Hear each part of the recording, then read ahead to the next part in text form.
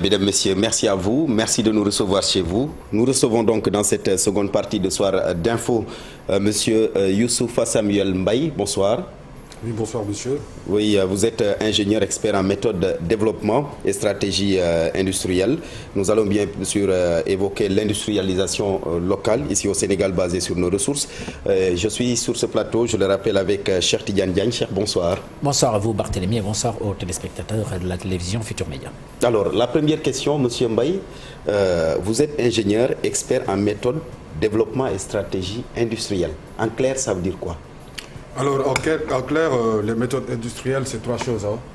C'est donc du bon chiffrage à l'état projet, de l'étude et de l'amélioration du travail, associé à l'étude et l'analyse des process et des temps de fabrication. Et le troisième volet consiste à l'ingénierie et à la gestion de projets industriels. Pour la partie stratégie, c'est tout ce qui touche les domaines d'activité stratégique des entreprises, et plus les disciplines associées. Et enfin, en termes de développement, on parlerait plutôt d'opérations industrielles diverses telles que la macro-industrialisation, comment industrialiser un pays pour l'amener à être autonome. Et aussi, le deuxième point du développement industriel consiste la micro-industrialisation d'une entreprise. Comment ça se passe? Donc, pour résumer, vous êtes expert en la matière. Mais aujourd'hui, comment se porte l'industrie sénégalaise? Alors, à première vue, je me suis permis de faire un SWOT de l'industrie sénégalaise. Un SWOT, ça veut dire l'analyse des forces, des faiblesses, des risques et des opportunités de l'industrie du Sénégal. Il y a des forces que je ne vais pas citer aujourd'hui, telles que c'est un pays émergent, on a pas mal de matières premières à transformer, on a une main-d'œuvre disponible, des jeunes qui sortent de l'université, qui ont des compétences mais qui ne travaillent pas. En termes de faiblesse, on a pas mal de faiblesses, nos maîtrises de beaucoup de technologies, on exporte nos produits, nos matières premières vers l'étranger, qui les transforme et qui nous les revend. C'est un manque à gagner, plus d'autres faiblesses. Et en termes de risque, le risque, c'est justement le fait de ne pas valoriser nos produits nous amène à être déficients en termes de balance commerciale et avec toutes les mauvaises conséquences associées. Et enfin, en opportunité, pour être positif, il y a toute une partie consistant à la réduction drastique du chômage, une fois qu'une bonne politique de transformation de nos matières premières est développée ici chez nous, en passant par la hausse de la consommation locale, dans le cadre du ZLECA, ce qu'on appelle la zone de libre-échange économique africaine, avec des produits manufacturés, produits finis bien certifiés. Comment faire pour les... Donc le Sénégal a un potentiel à exploiter. Bien entendu. Mais justement, comment faire maintenant pour garantir une bonne chaîne de valeur? Comment faire pour que la chaîne de valeur soit vraiment parfaite? Alors, à partir de cette analyse, je me suis permis, j'ai réfléchi avant, parce que c'est quand même plus de 20 ans de réflexion que je vous amène aujourd'hui ce soir. J'attendais ce moment avec impatience.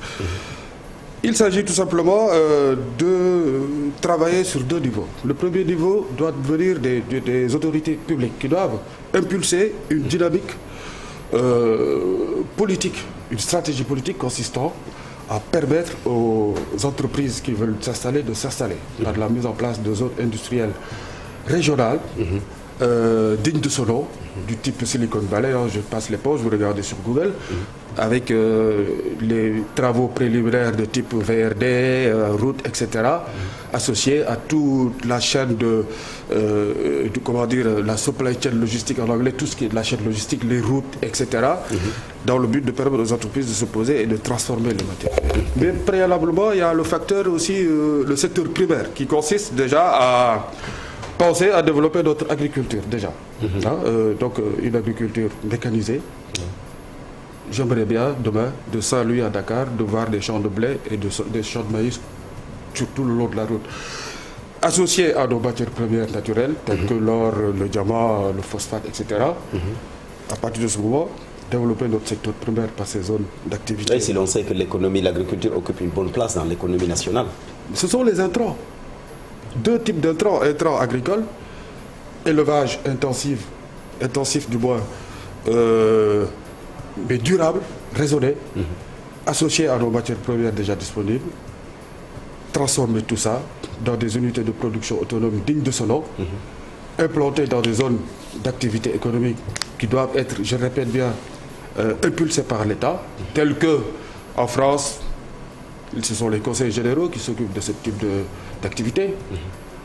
En Allemagne, ce sont les Länder, créer des industries pivots, ce qui permettrait demain, associés bien entendu à des centres de formation intégrés, avec toutes les commodités dignes d'une zone de développement industriel régional, avec toutes les facilités administratives, etc. Ce qui permettrait demain d'intéresser même les industries étrangères, les grosses industries. Par exemple, je prends l'exemple du plan d'accélération industrielle du Maroc, où aujourd'hui, Renault, Peugeot, Airbus sont implantés là-bas. Et il y a des ailes d'avion qui sont fabriquées aujourd'hui au Maroc. Oui. Donc le Sénégal a tout ce qu'il faut, mais malheureusement, qu'est-ce qui freine un peu cet élan-là? C'est quoi? C'est l'argent? C'est le cadre juridique? C'est quoi au juste? C'est la compétitivité? C'est quoi? Je ne pense pas que ce soit l'argent. On a des moyens ici au Sénégal. J'en suis convaincu. C'est quoi alors? Pour moi, c'est une affaire d'experts. Oui, mais le Sénégal ne manque pas d'experts non plus. Je ne dis pas ça. Le Sénégal a beaucoup d'experts. Il y a des professeurs, des docteurs, des gens bien établis dans leur domaine d'activité. Mais vous savez, l'industrie, c'est un métier. C'est un métier. Et gérer un projet, c'est un métier. Et je me permets de vous faire une petite illustration qui consiste à dire dans 3 projets, 2 projets sur 3 échouent ou ont des soucis de développement parce que les règles d'établissement requises ne sont pas respectées. Le projet doit suivre des phases. Il y a un cahier des charges initial qui doit être développé, accepté, reconnu, validé, des phases, des livrables, du planning. C'est toute une technologie, si je peux me permettre de parler comme ça, qui en fait une affaire d'experts. Je ne dis pas qu'au Sénégal, il n'y a pas d'experts spécialisés, je n'ai pas dit ça en gestion de projet, mais en ce qui me concerne, je peux vous affirmer, monsieur, pour avoir développé des projets de grande envergure tels que les smartphones, 2007, mon équipe et moi, en tant que chef de projet, nous avons développé cette machine qu'on appelle le smartphone. C'est parti de l'idée jusqu'à arriver à l'état d'un appareil que tout le monde a aujourd'hui dans sa poche. Donc ça vient de l'état d'idée, passant par l'état de mise en place de la demande en mode projet, finissant par une réalisation en respectant des règles bien établies. Oui, oui. Alors, bonsoir monsieur. Donc, tout à l'heure, à l'entente de votre propos, vous avez cité en tout cas 3 paramètres sur lesquels on devrait principalement s'appuyer pour permettre une industrialisation, pour permettre une certaine industrialisation. Alors, après les avoir cités, est-ce que vous avez l'impression que le Sénégal est véritablement sur les rails pour en tout cas développer l'idée que vous venez tout à l'heure de dire, mais aussi permettre à notre industrie d'aller de l'avant, par exemple? Je pense que le Sénégal est sur les rails. Cependant, vous savez, si je me permets de parler en Wolof, lo xamul mënuloo ko def. Pour revenir sur le français, rien qu'en ayant survolé lors de mon récent voyage l'AIBD, la nuit, j'ai vu Dakar s'éclairer. Ça n'a rien à voir par rapport aux années 80-90, période pendant laquelle j'ai quitté le pays. Ça fait 32 ans que je suis à l'étranger. La dynamique est là. La zone économique de Diamniadio le prouve. Ila Touba le prouve. L'autoroute du Nord qui va à Saint-Louis, qui est en chantier, le prouve. La dynamique est là, l'esprit est là, l'envie est là. Toutefois, il me semble qu'il est actuellement temps de prendre le taureau par les cornes en nous appuyant sur des experts, comme je disais tout à l'heure, qui connaissent le métier, pour mettre en place un plan d'accélération industrielle durable. Vous demandez tout à l'heure une implication, disons, de ces experts.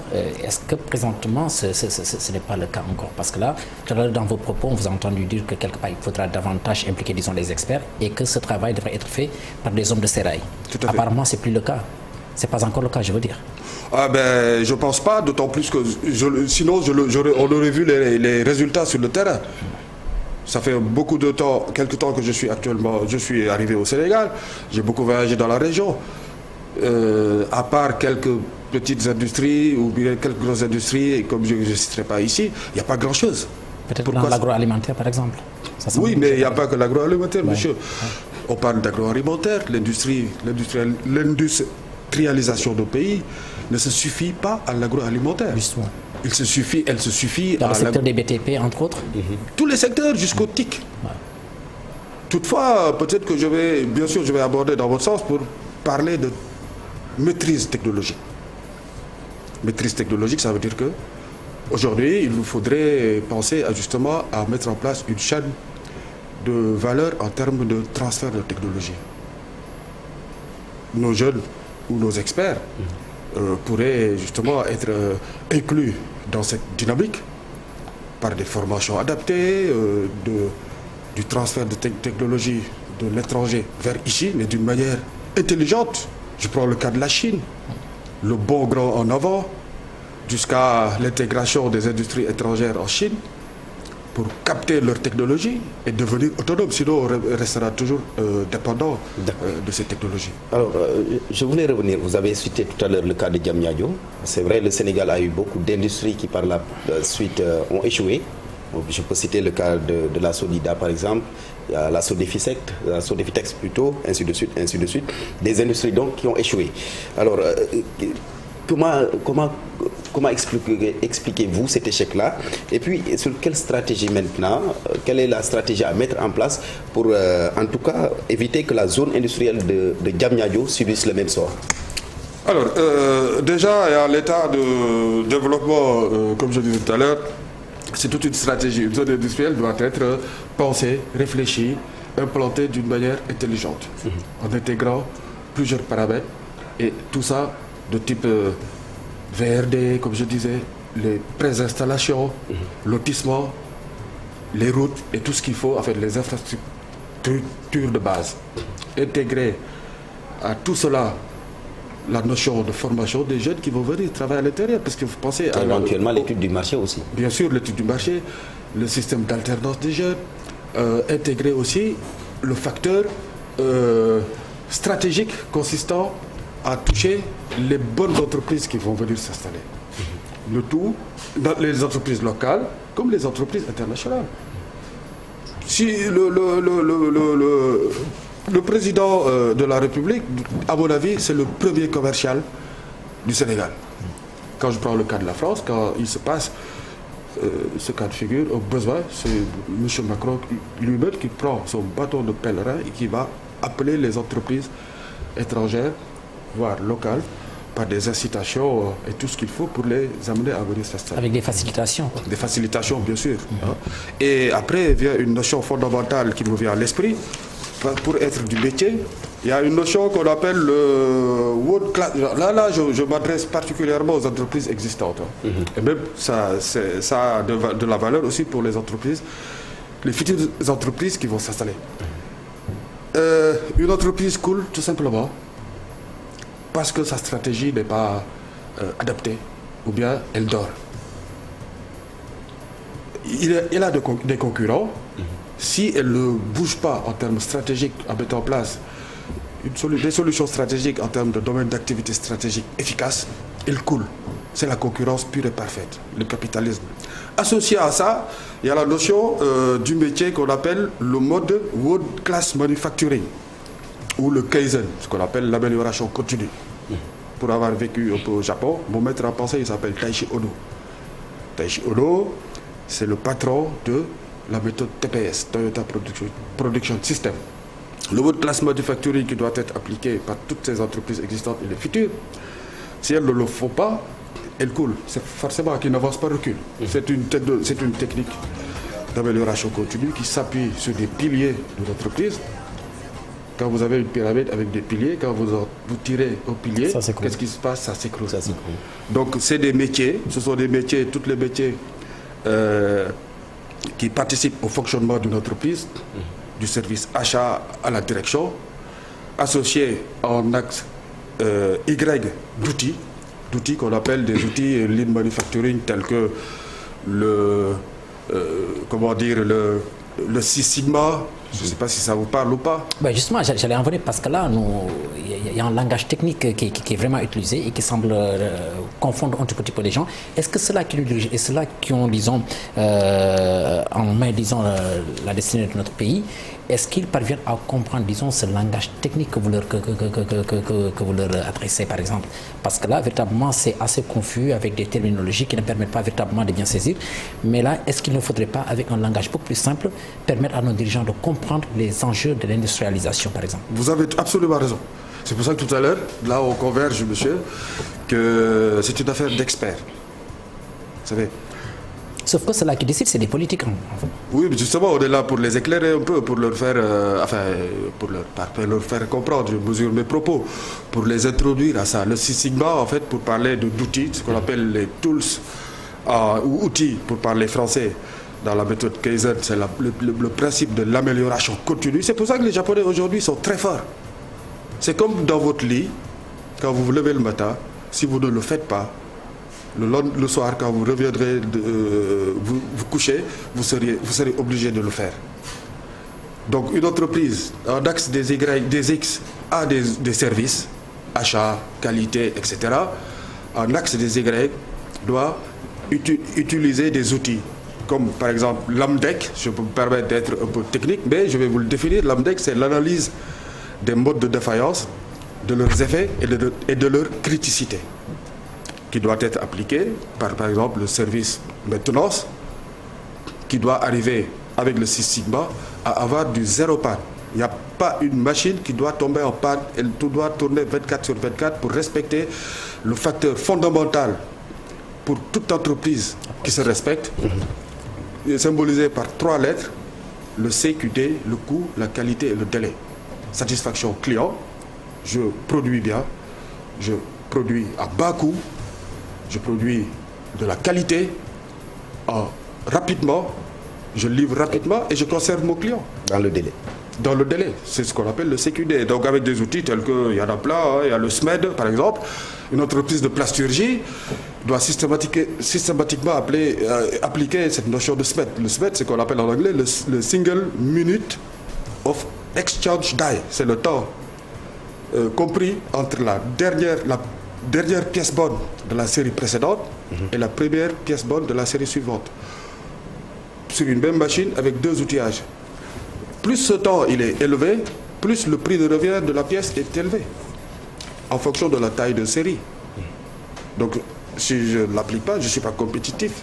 Et si je ne suis pas compétitif, mon concurrent qu'il est vient me damer le pion. Ce qui ferait, avec d'autres explications, M. Ngom, justement la chute des entreprises que vous venez de citer. Et à Saint-Bus, vous avez travaillé, vous êtes intéressé également dans l'automobile.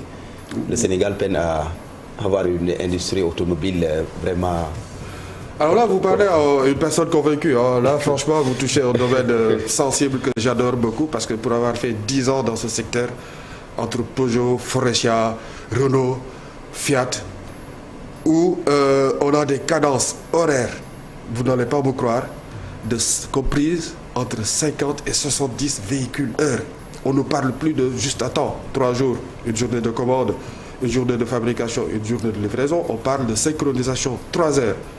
1 heure de commande, 1 heure de fabrication, 1 heure de livraison. Pour plusieurs raisons, dont par exemple, le stock. Le stock est dangereux. Il coûte 20% au moins de sa valeur au bout de 365 jours. Ça veut dire que lorsque vous stockez 1 milliard, au bout de 365 jours, au prorata du jour stocké, vous perdez 20%. Vous pouvez rajouter 1 milliard, vous pouvez faire 1 milliard plus 20% de 1 milliard. Et qu'est-ce qui explique cette situation? D'autant que c'est stocké, il y a une certaine consommation qui est là. C'est ce que vous voulez dire? Mais ce qu'on appelle le coût de stockage, monsieur. Je vous convie d'aller sur Google pour regarder la formule de Wilson et vous rendrez compte que le stock est dangereux. Il y a ça, il y a ce facteur process, maîtrise des process de fabrication, des machines qui doivent zéro panne, qui ne doivent pas tomber en panne, par des solutions, une solution par exemple World Class Manufacturing, un outil qu'on appelle le TPM. En anglais c'est du TPM, ce qu'on appelle le Total Productive Maintenance. En français c'est la maintenance totale, voire même prédictive. Vous savez, en maintenance, vous avez deux types de maintenance. Potentiellement, je sais que les Sénégalais le savent, la maintenance préventive et la curative. La curative, c'est lorsque il y a, c'est foutu, excusez-moi du terme, c'est le lit d'hôpital pour la machine. Mais est-ce qu'aujourd'hui le Sénégal ne devrait pas investir davantage sur cette industrie automobile, dès l'instant où on importe pratiquement toutes les voitures sont importées de l'extérieur? Est-ce que le Sénégal ne devrait pas penser à mettre en place une industrie automobile à même de satisfaire la demande nationale? Bien sûr, ça c'est mon vœu le plus cher, M. Gob. C'est possible. Tout à l'heure, je vous ai parlé de zones industrielles, ramener Peugeot et les autres. Ça se passe actuellement au Nigeria. Au Nigeria, j'ai oublié le nom de la société, la majorité des véhicules sont fabriqués au Nigeria même par, je crois, j'ai oublié le nom de l'investisseur nigérien, excusez-moi, du trou de mémoire. Si c'est possible, on peut assembler des véhicules ici. Toutefois, il y a toujours cette notion de maîtrise technologique. Et pour ça, il faut absolument, avec nos forces vives, ici, nos experts, nos mécaniciens, on a des électriciens, des ingénieurs partout. Il y en a beaucoup qui sont actuellement au chômage. À partir de cette force, aller faire l'acquisition de la technologie d'assemblage, voire de fabrication de pièces automobiles et mettre en... Excusez-moi de parler de moi, par exemple je suis là, je suis sénégalais, je suis de la Thiès, vous savez, malgré avoir vécu très longtemps en France ou à l'étranger, dans les autres pays du monde, Japon, Allemagne, etc., j'ai vu plein de choses qui aujourd'hui me permettent de dire que avec des gens comme nous, on est capable, dans cette dynamique justement de création de systèmes d'assemblage automobile, de mettre en place justement les unités de production ici. Avez-vous une idée de la place qu'occupe le Sénégal dans la sous-région? Plan industriel, bien sûr. Oui, avant, le Sénégal était très fort, hein, avant que je parte d'ici, mais aujourd'hui, je suis un peu déçu de mon pays, d'autant plus qu'on est en train de faire de gros pas en arrière, si comparé à nos chers amis de... En tout cas, il y a la Côte d'Ivoire qui est là, oui. Du Cap-Vert qui est là, ils sont en train de monter en puissance. Vous prenez le cas du Rwanda, ils sont en train de monter en puissance. Le Maroc, oui. Le Maroc, le Nigeria, etc. Et le Zleka aidant, je trouve que franchement, on est à la traîne, excusez-moi du terme. Donc il va falloir, à mon avis, je préconise avec gentillesse, de nous retrousser les manches, que les autres s'appuient sur les experts, j'insiste là-dessus, comme nous, pour aider notre cher pays à monter en puissance. Alors, dans le plan Sénégal émergent, quel peut être, disons, le rôle de l'industrialisation? Peut-elle véritablement permettre au Sénégal de faire un bond en avant, par exemple, sur le plan économique, et permettre aussi aux populations d'en bénéficier et permettre aussi à l'État aussi de gagner énormément de sous, par exemple? Mais bien sûr, ça rentre dans le cadre, d'après mes lectures, de la phase 3 du plan Sénégal émergent, c'est l'industrie. Donc, avec toute la chaîne de valeur associée, la réduction du chômage, je vous disais tout à l'heure, quand vous créez 500 postes en industrie, vous en générez 7 à 8 postes de service. Donc quand vous mettez en place une unité de fabrication industrielle avec la stratégie que je viens d'évoquer, mais bon, on est un peu pris par le temps, vous générez automatiquement entre 7 et 8 métiers de service. Ça veut dire que, quoi, si vous en faites créer 100, vous pouvez multiplier 100 par 4500. Et ça déjà... règle en partie le problème du chômage. Mais bien sûr, et puis ça règle pas mal de choses, notre balance commerciale, notre produit intérieur brut. Et là, on parle de macroéconomie finalement. Et là, on rentre dans le domaine de la macroéconomie. Merci beaucoup. Merci Youssoupha Samuel Mbaye, merci. Je vous remercie, monsieur. Merci également à vous, cher Tidiane. Merci à vous, Barthélémy. Merci, chers téléspectateurs. Merci, c'était Soir d'Info.